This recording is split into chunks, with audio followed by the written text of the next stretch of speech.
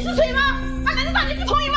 我不想嫁，怎么好像我的感受啊？通知还是我给闯的，就你金贵，这个不要那个不要，你要气死我吗？结婚要找个合适的人呀。哎，他是男的，你是女的，怎么不合适了？你给我挑三拣四的，反正我就是不嫁。想找对象，但是又不想所有时间全耗在这个找对象上面。每4个年轻人里面，最多只有1个小孩，哇，这个就太恐怖了啊！一般比如说他到相亲市场上找，其实他之前其实他可能就比如男生，他要不然就是他很挑。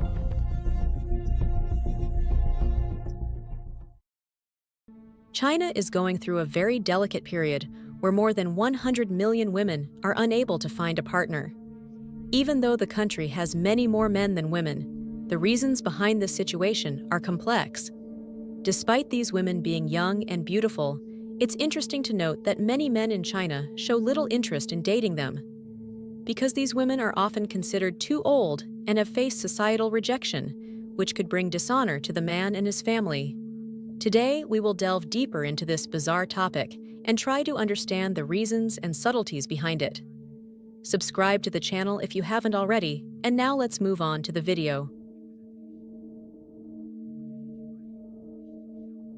You probably know that in China, as well as in several other Asian countries, women are expected to marry very young. In these cultures, it is generally considered that after around 27 years old, a woman is deemed too old. Being in a relationship with her could bring dishonor to the man and his family. As a result, parents often put pressure on their daughters and even arrange meetings for them, hoping to preserve the family's honor and reputation. In an interview with a foreign channel called Observer, a 35-year-old Chinese man, whom we will refer to as Yang, articulates this deeply ingrained mentality in Chinese culture.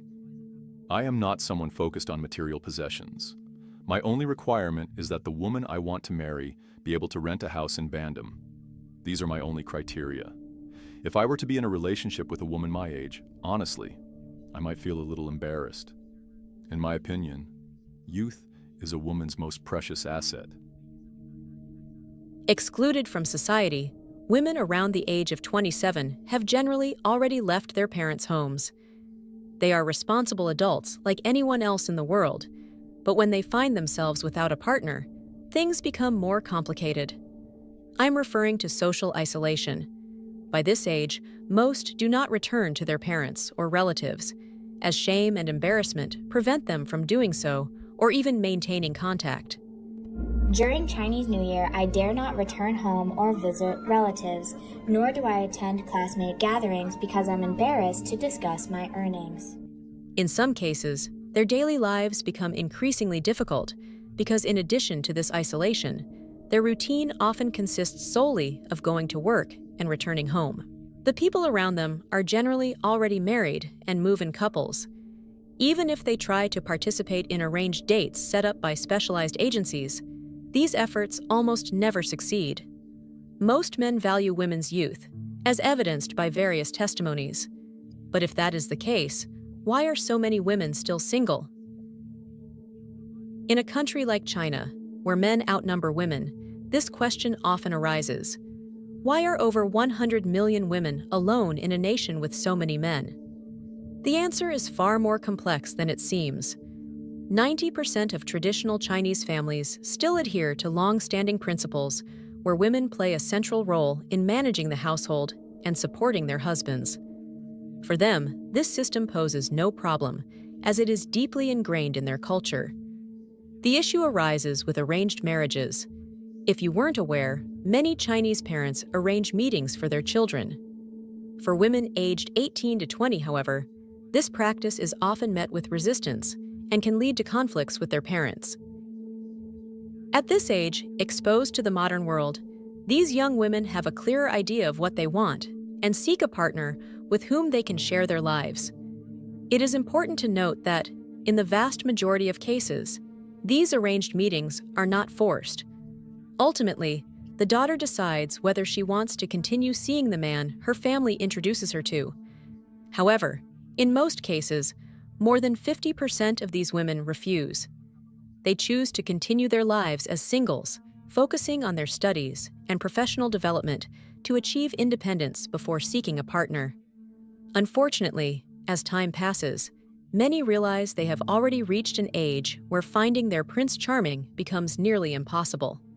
Beyond the issue of accepting arranged marriages, many women choose not to marry young due to difficult relationships with their parents. Since many of their parents come from an arranged marriage system, they did not develop the love and affection typically found in a romantic couple, making cohabitation and union problematic. Children raised in this environment tend to perceive marriage negatively, which is one of the main reasons many Chinese women remain single. When these women finally decide it is time to find their Prince Charming, they are often already older, and it may be too late. Many feel desperate to find a man who will accept them. While it is true that this sense of desperation exists for some, there is a particular group of women that concerns both the government and society: high-achieving women. Unlike most women from lower and middle social classes, these women have exceptionally high expectations for men, particularly regarding social and financial status. What kind of man do you prefer? I prefer a man who is 5 feet 11 inches tall, owns a house, and earns at least $1 million a year. But what do you think of these requirements? Is it too much to ask for a Chinese man to be 5'11" inches tall and make millions a year? For Chinese women who do not belong to this high society singles group, marriage to foreigners may offer a glimmer of hope. Seeking a relationship with a foreigner is often seen as a respectable alternative, perhaps even a light at the end of the tunnel. For those who choose to pursue this, there are several avenues, one of the most controversial being the wife market. These markets, scattered across different regions of the country, attract many women on weekends in search of potential partners. Often, parents and grandparents attend these events without their daughters' knowledge, or even approach foreigners to introduce them to their daughters. Hello, beautiful women. You are very handsome. What kind of girls do you like? I like girls like you. I can't, I'm too old for you. It doesn't matter. If you take care of me and have money. I don't have much money. I barely have enough for myself. If this man has managed to attract Chinese women, then you certainly can too. I'm not talking about his appearance or anything superficial. I simply mean that he is very different from a typical Chinese man. He comes from a completely different ethnic background, yet he has been considered attractive and well accepted by these women. This suggests that your chances are also higher, challenging the stereotype that Chinese women are entirely prejudiced against foreigners. However, don't get too excited and rush to China immediately in search of a wife. These women are looking for solid relationships with genuine intentions of marriage. Of course, this is not the case for everyone, but knowing how to speak English can serve as an accessible bridge for communication. Over time, you can gradually learn Mandarin.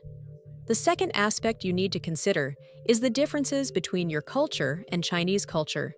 This means you'll need to make decisions about whether to live in China or your home country, along with many other factors that we didn't cover in this video.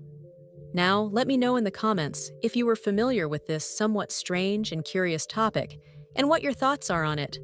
When do you plan to travel to China? I'd love to hear from you below. Thank you for watching, and I'll see you in the next video.